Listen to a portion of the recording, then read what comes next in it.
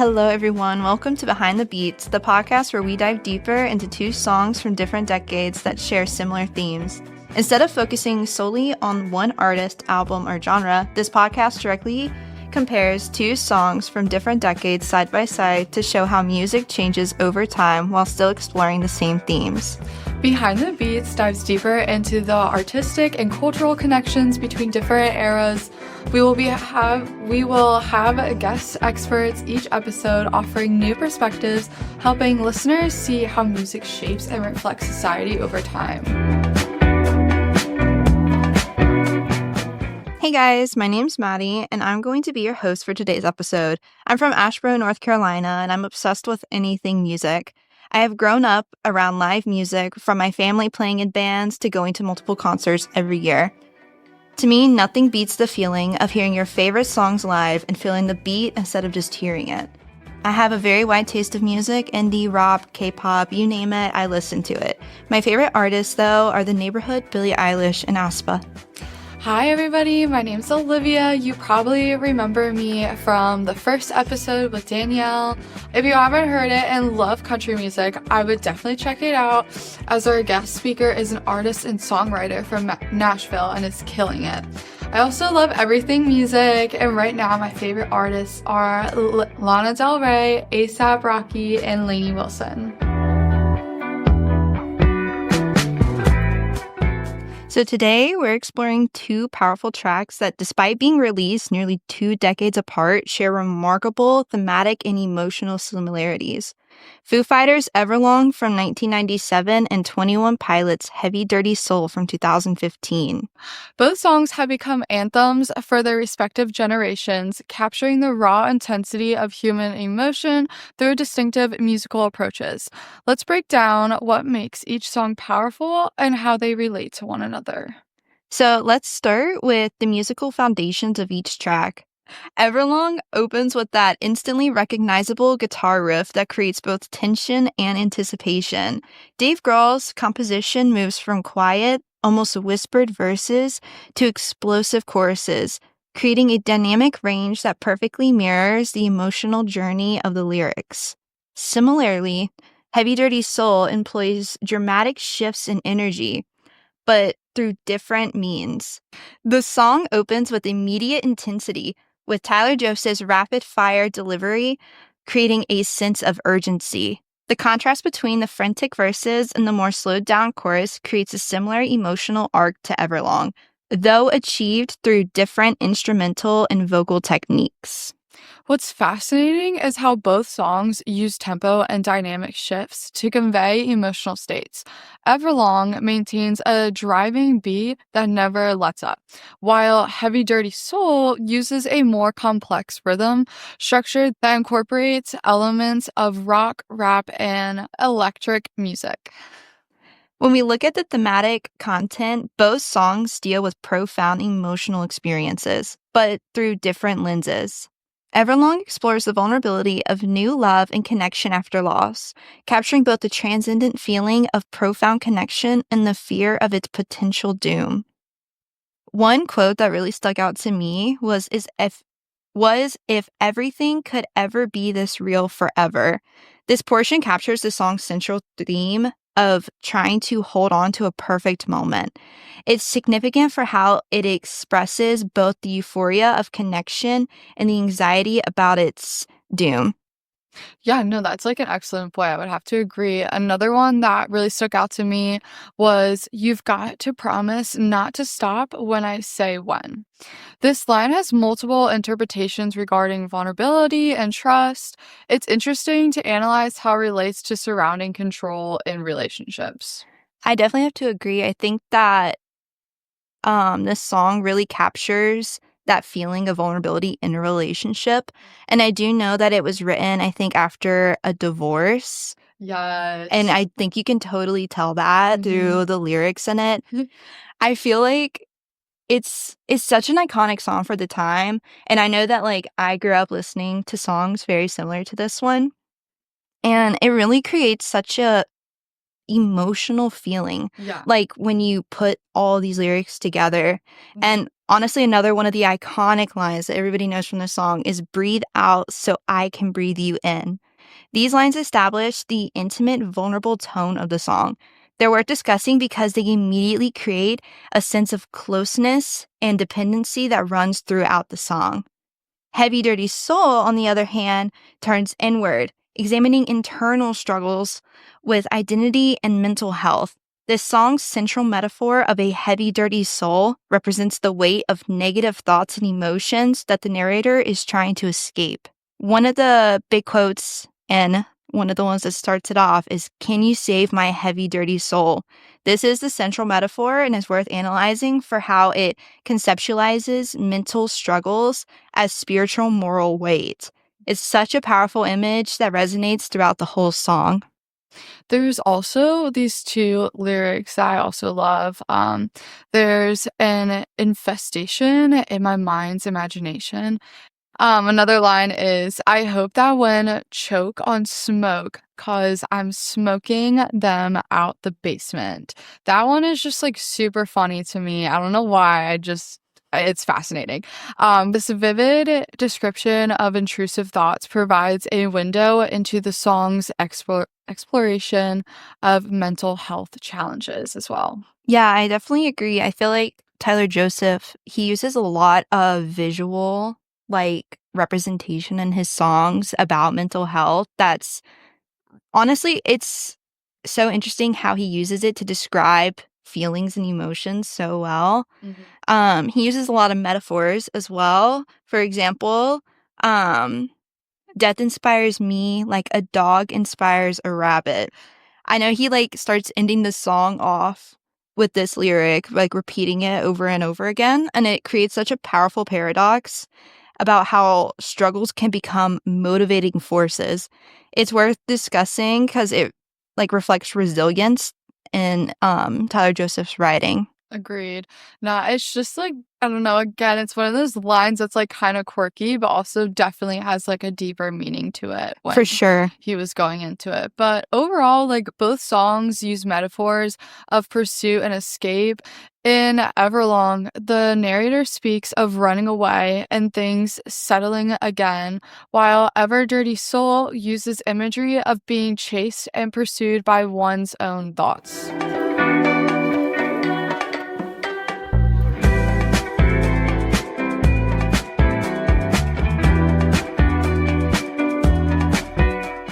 So we've been talking about Everlong and Heavy Dirty Soul and how both songs really tap into that feeling of vulnerability and hard negative emotions.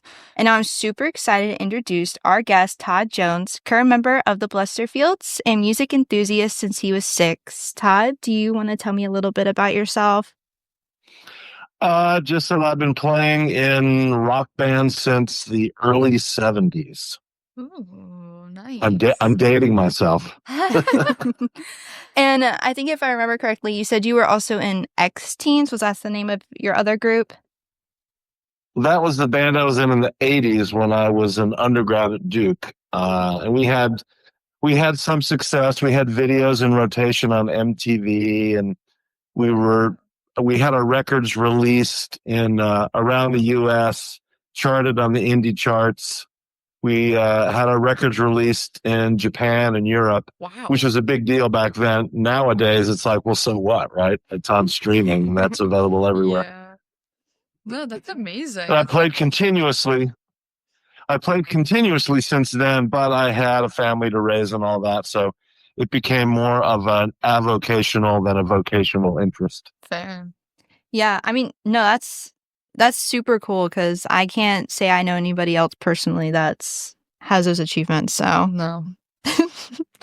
All right. Well, So, cool.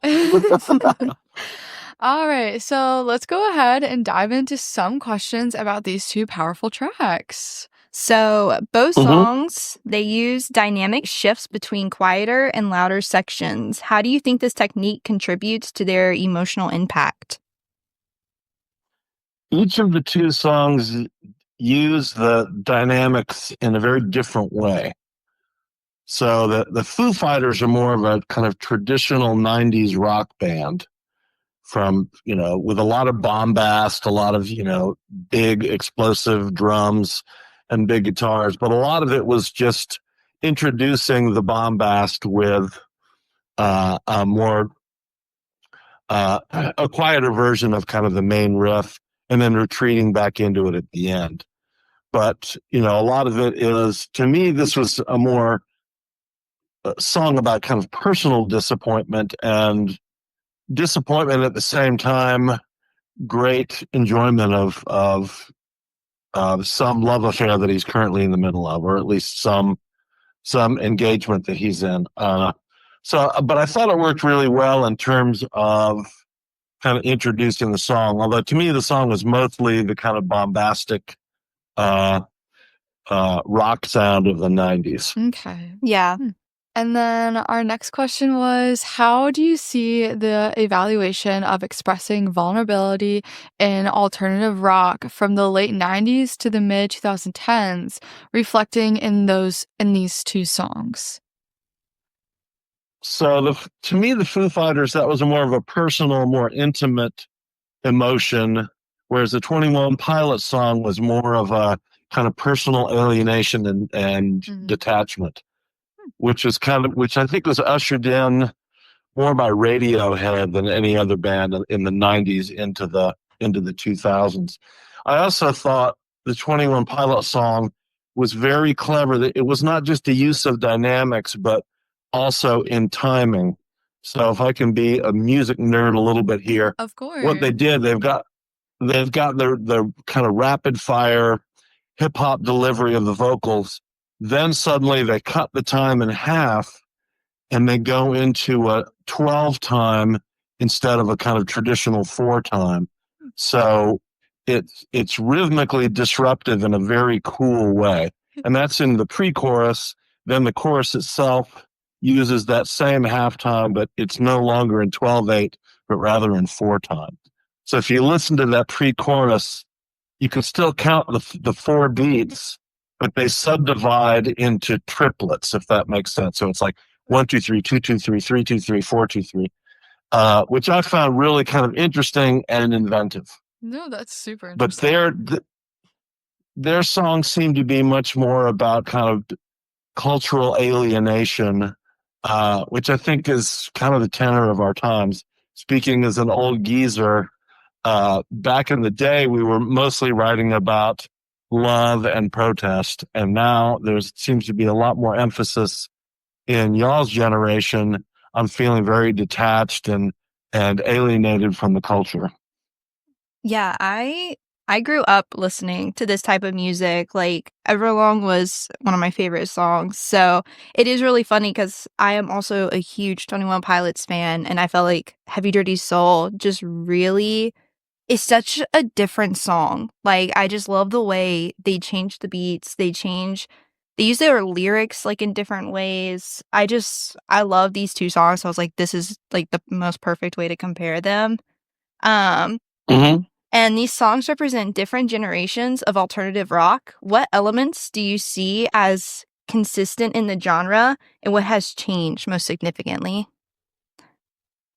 Well, both of the songs are kind of secretly pop songs, right? They've got a big, driving rock beat, with 21 Pilots incorporating a lot more kind of modern hip hop and technology, whereas the Foo Fighters are a little bit more traditional rock and roll. But they both have that spirit. They both have very deliberate hooks in them, which I mean as a compliment. I love music that's kind of secretly pop music, even though it may have a feel that's different. Ultimately, it's got a really, really captivating hook to it, which is kind of my definition of pop music.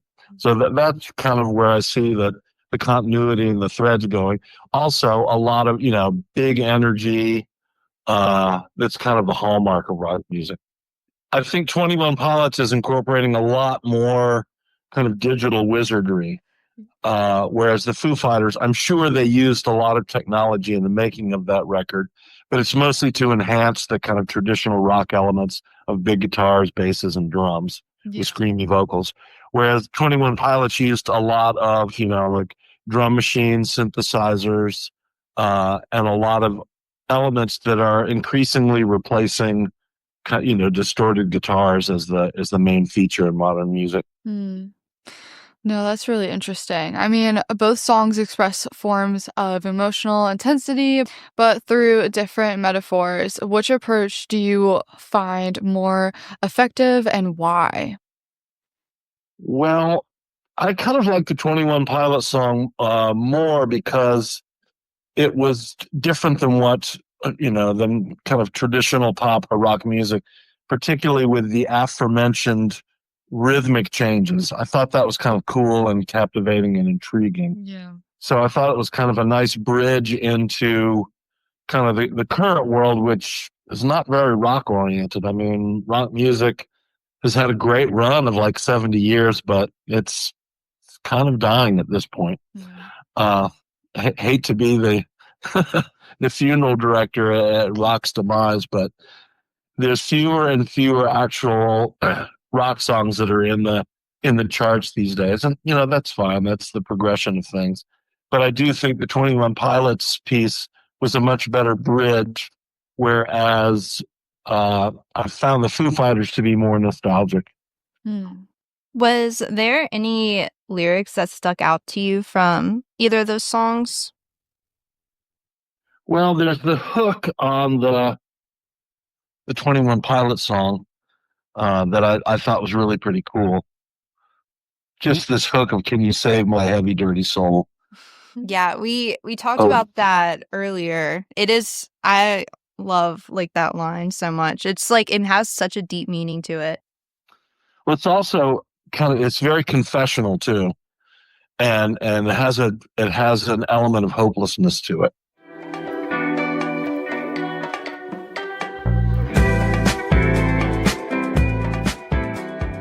So, Todd, thank you Cool. so much for bringing your perspective as an active artist to our discussion of these memorable songs. Before we let you go, where can our listeners find you and your music? All the basic streaming services. And if you really like it and you want your own versions of all of the songs, you can go to Bandcamp, search for the Blusterfields, and download that. So you pay a little bit of money to help starving artists, but you get to keep the music forever. I've got other stuff under my name, Todd Jones, that's on streaming media, as well as some old X-Teens material from the Wayback Machine. So it's all there. Videos on YouTube, lots of fun. Oh, that's amazing. Alrighty. Well, thank you so much for talking with us. Yes, thank you so much. Sure thing. Y'all have a good evening. You too.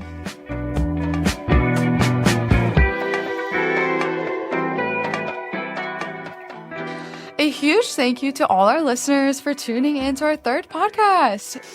If you enjoy this episode, don't forget to follow us on Instagram, Facebook, Spotify, and YouTube at Behind the Beats Pod for updates and behind the scenes content. You can find the links in our bio below. Tune in to the next episode to hear more from Audrey and Nicole once again. Thank you guys. Thank you.